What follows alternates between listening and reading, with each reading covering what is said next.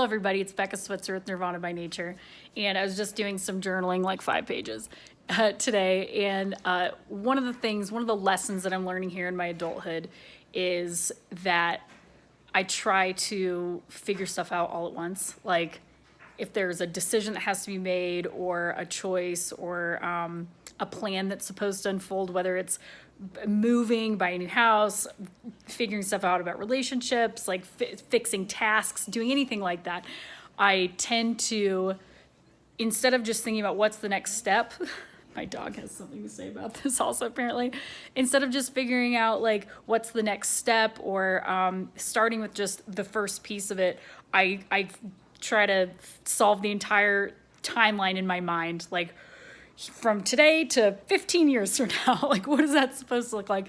And in some regards, that can be a healthy thing, but I've noticed that for me, it tends to cause overthinking, overanalysis, and what I've been doing is storytelling. And that's something I've been journaling about here today, is like recognizing my tendency to storytell. And I started really reflecting on that even deeper today. I'm like, where did that come from? Like, why am I telling myself these giant stories about what's going to happen and what the other person's going to do, or what the other person's probably feeling, or all the issues that could pop up if I take this path, or if I choose this, or if I try to make this happen? And I think that it probably stems from my childhood. I grew up in a crazy household. You might have heard me, plant a few seeds about kind of what that was like in some other videos, but I grew up in an insane household, like just constant rage and anger and punishment. And, my mother has a personality disorder, and my dad was just very passive or very authoritarian. So it was constant turbulence in my home.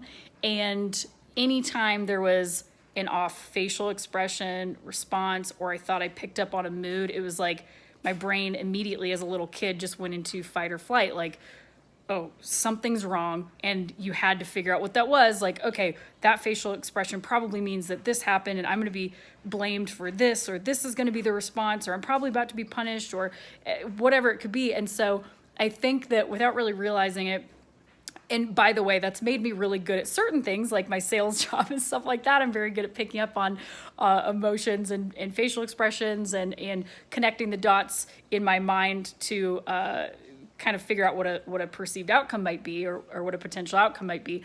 But in my personal life, I realized that's not really serving me in a lot of ways. I tend to worry and assume the worst, like, oh no, like I storytell and I put together what I think the timeline is going to look like, and then that causes me to either self-sabotage certain things, or to just give up on it entirely, or not try. And I think the other part of that is just striving for perfectionism. Like, if I can't see the exact route, all the dots that are supposed to connect, that's going to result in the perfect outcome with no hiccups along the way, or no problems along the way, no failures along the way, then it sometimes gives me this paralysis by analysis, is what I like to call it. So what I was thinking about today was, what I wrote down was, slow down.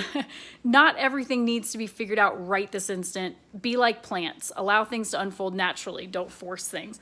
Don't worry so much. I can't predict the future, right? I don't know what's going to happen. I don't know what's going on in other people's minds. I don't know what elements are going to enter the equation. I don't know what tomorrow is going to look like, or next week, or next year. I can guess, but I can't force it. And worrying it and assuming the worst and creating stories in my mind really only causes anxiety a lot of the time.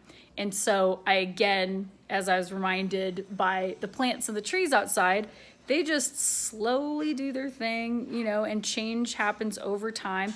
And if conditions are right, certain things will happen. Things will blossom, right? Like, I love, sometimes when I go hiking, I'll see these big boulders, and there's a tree growing out of the boulder. And I'm always just totally blown away by that. I'm like, how?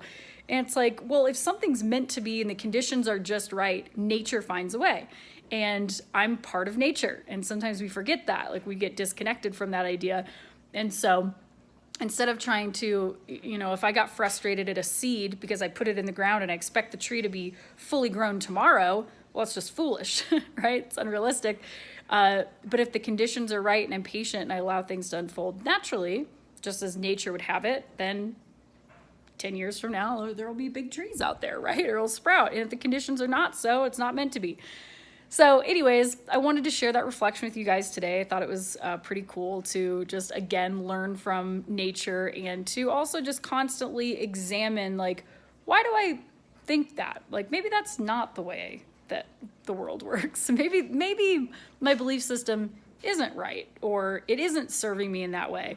So I think it's really important to, and I would invite you also to do a lot of exploring. Like, anytime you have a thought and you realize a belief or a story you're telling yourself, just pause for a minute, get out your journal and think, ask a lot of questions. Like, is that true?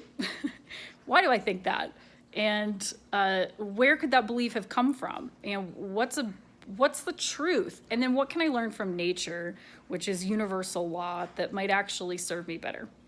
I hope that resonates with you guys. As always, subscribe to the YouTube channel here, and you can share the video. I'm sure there's somebody in your life who, without even knowing it, may need to hear this message right now. Maybe it's you, maybe it's somebody else. But I love you guys. You're doing great, and I'll catch you in the next one. Bye.